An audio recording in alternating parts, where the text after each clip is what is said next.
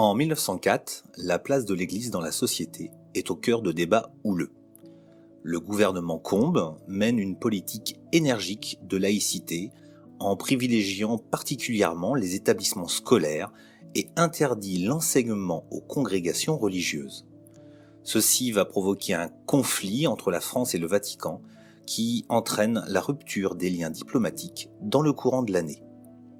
En mars 1905, une commission parlementaire prépare une loi de séparation des églises et de l'État. Les débats au sein de la commission sont vifs, mais un projet de loi est finalement porté devant l'hémicycle par Aristide Briand, député de la Loire. Finalement, au prix de nombreux débats entre les députés d'une droite catholique et ceux d'une gauche radicale, la loi est promulguée le 9 décembre 1905. Elle reconnaît la liberté de conscience et de culte, mais la République ne subventionnera plus aucune religion. Les biens ecclésiastiques deviennent propriété de l'État et leur gestion est confiée à des associations cultuelles. L'État entreprend alors d'inventorier les biens matériels en possession des églises, tableaux, statues, mobilier.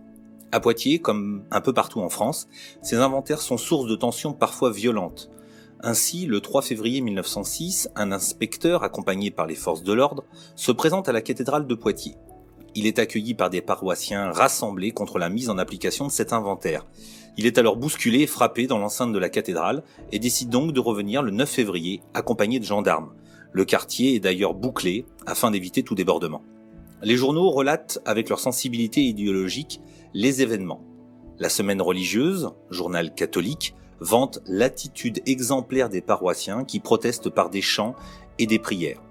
Le rôle de l'évêque de Poitiers, Monseigneur Pelger, est mis en avant.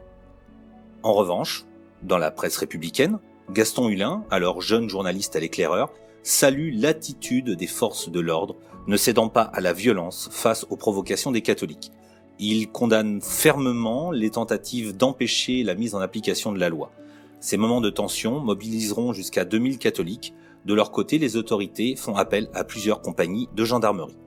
Dans le prolongement de l'application de cette loi, Aristide Briand, alors ministre de l'Instruction publique, des Beaux-Arts et des Cultes, écrit le 15 septembre 1906 au préfet de la Vienne.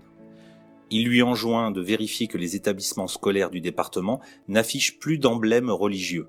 Il rappelle dans son courrier que la neutralité de l'école est inscrite dans la loi et doit donc être impérativement respectée.